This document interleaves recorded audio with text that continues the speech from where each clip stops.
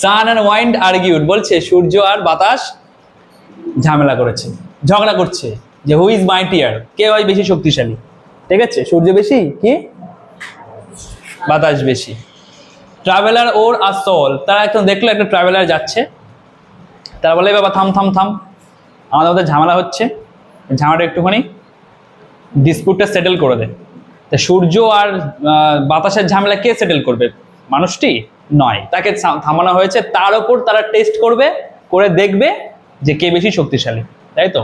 টেস্টের বিষয়বস্তুকে যে যে মানুষটা যাচ্ছে তার গায়ে থেকে যে ওই সোয়াল বা শাল খুলে ফেলতে পারবে সেই হচ্ছে বেশি শক্তিশালী। বলছে ওয়াইন ব্লিউ ফোর্সফুলি, ওয়াইন তখন কি করলো, সে জোরে জোরে বাতাস দিল, জোরে জোরে। ট্রাভেলার হেল্ড সোয়াল টাইটিয়ার, যত জোরে বাতাস দিচ্ছে তত জোরে আরো ট্রাভেলার কি করছে, সোয়ালটিকে আরো এরকম শক্ত করে আটকায় রাখছে, মানে সে খুলতে দিচ্ছে না, কারণ খুলে দিলে তো হাওয়ায় উড়ে চলে যাবে, সোয়াল ব্যাস হারিয়ে গেল, আর পাবে না। তারপর সান শোন ওয়ার্মলি, তখন সূর্য কি করলো, আস্তে আস্তে কিরণ দিল, আরো তাপমাত্রা আরো বাড়ালো। ঠিক আছে, traveller took the shawl off, traveller কি করলো, সোয়ালটা খুলে ফেলে দিল। কটা পয়েন্ট আছে? 6টা পয়েন্ট। 6টা পয়েন্ট যদি আমি একের পর এক যুক্ত করে দিই তাহলে একটুখানি হবে 30 থেকে 40টা ওয়ার্ড, খুব বেশি। তাহলে আমাকে কি করতে হবে, ওই পয়েন্টগুলোর মধ্যে রেলেভেন্ট ইনসিডেন্ট খুঁজতে হবে, কথোপকথন করে বাক্যের সাথে বাক্য মিলিয়ে। তারপর সামিম খাতা বার কর, লেখা শুরু কর। আচ্ছা, একটা আই ক্যাচিং টাইটেল দিতে হবে। টাইটেলটা লেখো, the sun, wind and wisdom. The sun, wind and wisdom, সূর্য, বাতাস এবং জ্ঞান, কার কত বেশি। এরকম একটা আই ক্যাচিং তোমাকে টাইটেল স্কুলের খাতায় প্রোভাইড করতে হবে if you want get a proper number in your writing. ঠিক আছে, চলো পরেরটা দেখি, লেখা শুরু করি।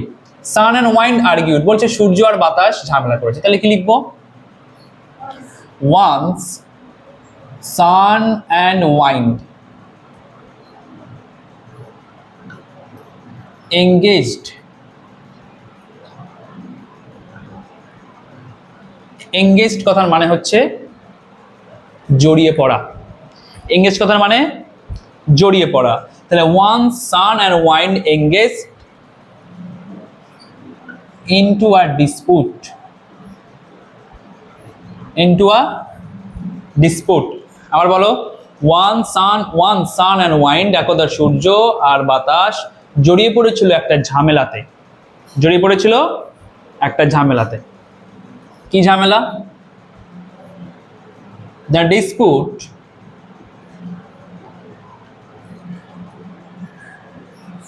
dispute is about, ঝামেলাটা হচ্ছে এই সম্পর্কে, কোন সম্পর্কে?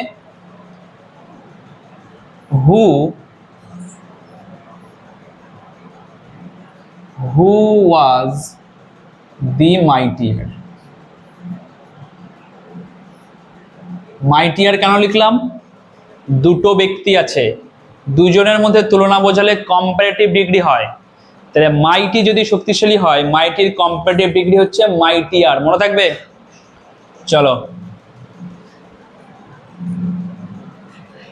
তারপর দেখো, in order to settle the dispute, এই ঝামেলাকে সমাধান করার জন্য, এই ঝামেলাকে সমাধান করার জন্য দে চুজ, ভালো করে খেয়াল করো, চুজ V2, চুজ কি V2, V1 হচ্ছে WSE হবে, V1 কি হবে WSE, আর V2 তে আসলে ওটা একটাও হবে, আর V1 কটাও হবে, দুটোও হবে, চুজ আর এটা চুজ, মনে থাকবে।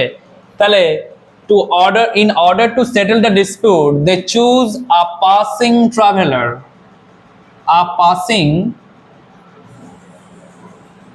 traveler, passing traveler, traveler মানে হচ্ছে ভ্রমণকারী, পথিক, এর মানে লেখা যায় wayfarer, ওয়েফেয়ারার, এটার মানে হচ্ছে পথিক। কি? পথিক। তাহলে তাদের ঝামেলাকে সমাধান করার জন্য তারা চুজ করলো। এখানে চুজ করার মানে হচ্ছে পছন্দ করা নয়, এখানে চুজ করার মানে হচ্ছে কাউকে বাছাই করা। ঠিক আছে, বাছাই করলো একটা, মানে যাচ্ছে তাদের সামনে দিয়ে, মানে ওয়াইন্ড অ্যান্ড সান হচ্ছে একটা কাল্পনিক চরিত্র, তাদের সামনে দিয়ে যাচ্ছে একটা পথিক, তাকে তারা বাছাই করলো। ঠিক আছে, বাছাই করে কি করলো? ট্রাভেলার হু ওর আ শল, SHAWL, যে কিনা একটা শাল পরেছিল। দেখো শল মানে হচ্ছে, শল মানে হচ্ছে শাল। শল মানে কি? শল মানে কি? শাল। শল এটা হচ্ছে একটা ইংলিশ ওয়ার্ড। শল কি ওয়ার্ড? ইংলিশ ওয়ার্ড, ভালো করে জেনে নাও। আর এর যদি আমি ডিরিভড ওয়ার্ড দেখি, মানে এর যদি উৎস দেখি, সরি, এর যদি উৎস দেখি, তাহলে ওটা হবে শাল। এই শাল হচ্ছে পার্সিয়ান ওয়ার্ড। কি ওয়ার্ড? Persian word. তার মানে এই শোয়াল যে ইংলিশটা আছে, মানে ইংলিশ ওয়ার্ড শল, এই শোয়ালটা long ago is adapted in English word from the Persian word. তার মানে শোয়াল হচ্ছে এই শাল থেকে প্রাপ্ত। SHAWL, shawl is derived from SHAL, শাল, which is actually an Persian word, যেটা হচ্ছে অ্যাকচুয়ালি একটা পারস্য দেশের ভাষা। তাহলে এটা ইংলিশ ওয়ার্ড আর এটা পার্সিয়ান ওয়ার্ড। আসল কিন্তু শাল, এখান থেকে এটা প্রাপ্ত, শোয়াল, মনে থাকবে। এর যদি সিনোনিম দেখি তাহলে ওটা হবে ক্লক, CLOAK, ক্লক। এই ক্লক মানে হচ্ছে শাল বা চাদর। বুঝতে পেরেছি? শাল বা চাদর। আবার দেখ ভালো করে, তাহলে হু ওয়ার এ শোয়াল না লিখে যদি লিখি হু ওর আ ক্লক, তাও তো হয় না? তাও হবে। এই যে এগুলো ভালো করে জেনে নাও। তারপর চলো দেখি, যেখানে একটা শাল পড়েছিল,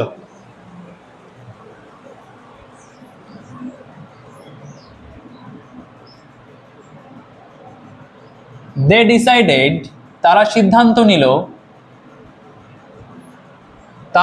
নিল to test their strength, STRENGTH, strength. Look at the spelling of strength, STRENGTH. They decided to test their strength on the man, সেই মানুষটির ওপর। কোন মানুষটি? ওয়েফেয়ারার, মানে পথিক অথবা ট্রাভেলার, পথিক। তাহলে সেই পথিকের ওপর তারা সিদ্ধান্ত নিল তারা তাদের শক্তিটা প্রদর্শন করবে, তারা তাদের শক্তির পরীক্ষা করবে তার উপরে। ঠিক আছে, কি করেছিল প্রথম? দেখো, the wine fast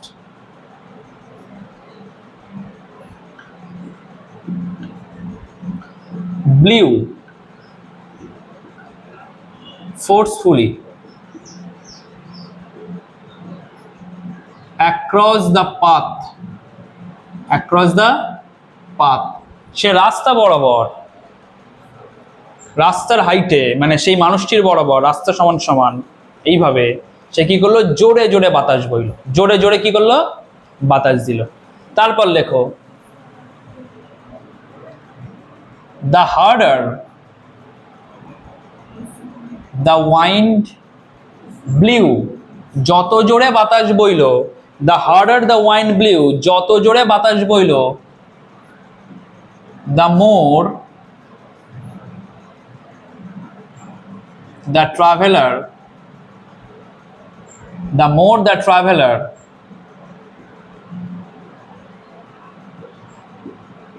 wrapped his shawl, SHAWL, wrapped his shawl around himself,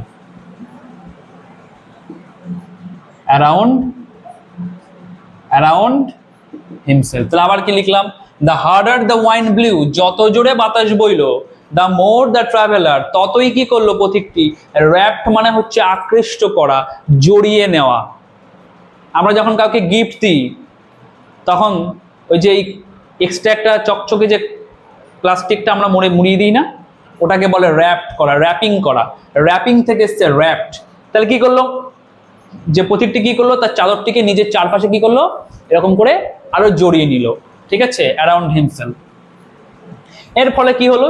wine তো চাদর খুলতে পারলো না, আর যে ওয়াইন ছিল সে তো চাদর খুলতে পারলো না। কোনটা? Blew. The more the traveller wrapped his shawl around himself. Wine তো চাদর খুলতে পারলো না, তাহলে সে কি করলো? এক্সহাস্টেড, সে হাল ছেড়ে দিল। সে আর বাতাস দিয়ে দিয়ে পারছে না, তারও এবার মানে তার নিজের এবার বাতাসের প্রয়োজন, বাতাসের প্রয়োজন হচ্ছে, এত বাতাস দিয়েছে তবুও সে তার শোয়াল খুলতে পারলো না। এক্সহাস্টেড মানে হচ্ছে ওই যে বলে না ক্লান্ত হয়ে যাওয়া, মানে বাতাস দিয়ে দিয়ে বাতাস নিজেই ক্লান্ত হয়ে গেছে। ক্লান্ত হয়ে সে কি করলো? He gave up the wine. লেখো এখানে, হি লেখো না, তাহলে বুঝতে পারবে না, নাউন স্পেসিফিক করে দাও। দ্য ওয়াইন গেভ আপ মানে সে তার হাল ছেড়ে দিল, দিয়ে কি করলো? Let the sun try. এখন সে সূর্যকে বলল তুমি একটু ট্রাই করো, তুমি একটু ট্রাই করে দেখো যে তুমি পারো কিনা। ঠিক আছে, তখন সূর্য কি করলো? দ্য সান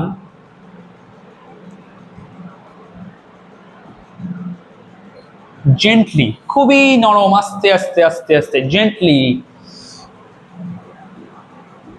শোন হিজ warm rays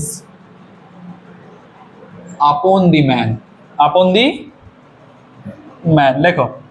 তখন সূর্য কি করলো? খুবই আস্তে আস্তে নরম ভাবে, একদম বেশি তাড়াহুড়ো নয়, একবারে বেশি জোরে জোরে, একবারে বেশি মানে বলে না আগুনের একটি হলকা, এরকম একবারে তার উপরে দিয়ে দিল তা নয়, খুবই আস্তে আস্তে সে তার ওই গরম রেজ মানে রশ্মি, সূর্য রশ্মি, সে তখন সেই ট্রাভেলারের উপরে দেওয়া শুরু করলো একের পর এক। ঠিক আছে, তারপর লেখো the man felt hot. The man felt hot, তার গরম হচ্ছে। অ্যান্ড এখানে হটের পরিবর্তে তোমরা এখানে হটের জায়গায় তোমরা ওয়ার্মও লিখতে পারো। কি? Warm. The man felt warm and uncomfortable. Uncomfortable মানে কমফোর্টেবল মানে আরাম, আনকমফোর্টেবল মানে অস্বস্তি। তার অস্বস্তি হতে লাগলো, তার গরম হচ্ছে ভেতরে, পার্সপিরেশন হচ্ছে তার ভেতরে, সে ঘেমে যাচ্ছে। তারপর কি হলো? হি লুজেন্ড মানে আলগা করা, সে তার শোয়ালটা কি করলো? এরকম আলগা করলো। হি লুজেন্ড হিজ শোয়াল, SHAWL, হি লুজেন্ড হিজ শোয়াল অথবা ক্লক, অ্যান্ড ফাইনালি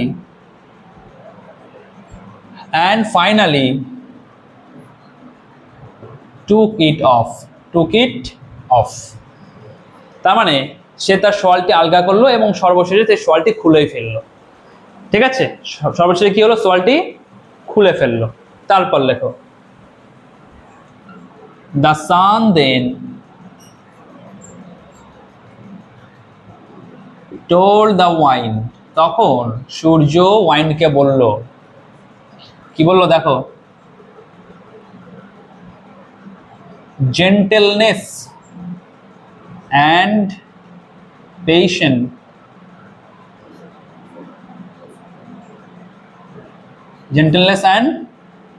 patience, তাই তো? gentleness and patience often more effective কথার মানে হচ্ছে বেশি কার্যকরী। এফেক্টিভ মানে কার্যকরী, মোর এফেক্টিভ মানে বেশি কার্যকরী। তাহলে gentleness and patience sometime often more effective than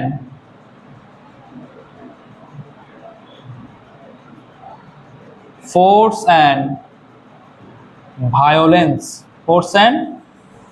violence. ঠিক আছে, এফেক্টিভ, মোর এফেক্টিভ মানে বেশি কার্যকরী, পেশেন্স মানে ধৈর্য, জেন্টেলনেস মানে হচ্ছে নরম পন্থা এখানে। ঠিক আছে, বেশি তাড়াহুড়ো করার দরকার নেই, যা হবে ধীরে ধীরে হবে, যা হবে কি হবে? ধীরে ধীরে হবে। অ্যান্ড ফোর্স মানে হচ্ছে এখানে বল বা শক্তি, আর ভায়োলেন্স মানে হচ্ছে হিংসা। এখানে কি হিংসা? এখানে হিংসা নয়, এখানে ভায়োলেন্স মানে হচ্ছে হটকারিতা, তাড়াহুড়ো করে, যেটা ওয়াইন এক্সাম্পল দিয়েছে যে সে একদম যেই সেই একদম হুড়ুর হুড়ুর করে বাতাস দিয়ে দিল তাকে, সে তো ভয়তে আরো কি করবে, সে আরো তার শলটাকে জড়িয়ে ধরলো। তাহলে আর সূর্য কি করলো, সে জেন্টেলনেস দেখালো, সে আস্তে আস্তে সেখানে তার উপরে সূর্যরশ্মি ফেললো, আর পেশেন্ট তার ছিল ধৈর্য। ঠিক আছে, সে আস্তে আস্তে সবকিছু করলো, সেই শেষে কি হলো, বিজয়ী হলো। দেখো, at last the wind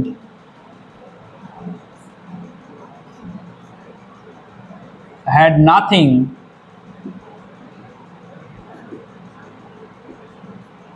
but to agree, সর্বশেষে বাতাসের আর কিছুই করার ছিল না রাজি হওয়া ছাড়া। কার কথায় রাজি হওয়া ছাড়া? সূর্যের কথায়। সূর্যের কথায় রাজি হওয়া ছাড়া বাতাসের আর কিছুই করার ছিল না। ঠিক আছে, কারণ বাতাস তো চ্যালেঞ্জে হেরে গেছে, তাই তো। চলো এবার লিখি মোরাল। এবার দেখি মোরাল। বলো সামিম, কি মোরাল হতে পারে? কি মোরাল হতে পারে বলো, কি দেওয়া যায় মোরাল? লেখো।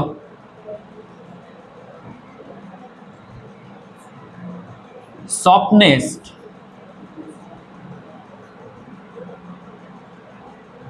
always wins over aggression. Softness always wins over aggression. এটা দিলেই তোমাদের মোরাল কমপ্লিট। ঠিক আছে, অথবা সফটনেসের জায়গায় তোমরা দিতে পারো জেন্টেলনেস। ঠিক আছে, জেন্টেলনেসও দিতে পারো। জেন্টেলনেস অলওয়েজ উইন্স ওভার অ্যাগ্রেশনস। ঠিক আছে, সবসময় হটকারিতা করা ঠিক না, কখনো কখনো ধীর মস্তিষ্কে চলাও ভালো, সেটা বেশি কার্যকরী হটকারিতার থেকে বা আগ্রাসনের থেকে। ঠিক আছে, এই হচ্ছে তোমাদের the story of the wind and the sun. ঠিক আছে, look at the title, always write an eye catching title and the moral will be so same. ঠিক আছে, মোরালও সেম লিখতে হবে, ঠিক টাইটেলের মতো। টাইটেলটা যেরকম আই ক্যাচিং হবে, মোরালটাও তেমনই আই ক্যাচিং হয়। ঠিক আছে, আর ভেতরের লেখাগুলো অবশ্যই। এবার বলো যদি কোনো ওয়ার্ড থাকে এর মধ্যে, আবারও বলো। র্যাপ্ট মানে বুঝিয়ে দিলাম, পুরোপুরি জড়িয়ে নেওয়া এইভাবে। ডিসপুট মানে ঝামেলা। ঠিক আছে, মাইটিয়ার মানে বেশি শক্তিশালী। সোয়াল মানে এটা ক্লারিফাই করে দিলাম। ঠিক আছে, তারপর এক্সহাস্টেড মানে বুঝিয়ে দিলাম, ক্লান্ত হয়ে পড়া। ঠিক আছে, ভায়োলেন্স মানে এখানে হিংসা নয়, এখানে ভায়োলেন্স মানে হটকারিতা। ফোর্স মানে এখানে হচ্ছে বল, মানে বাতাসের যে বলটাকে বোঝানো হয়েছে।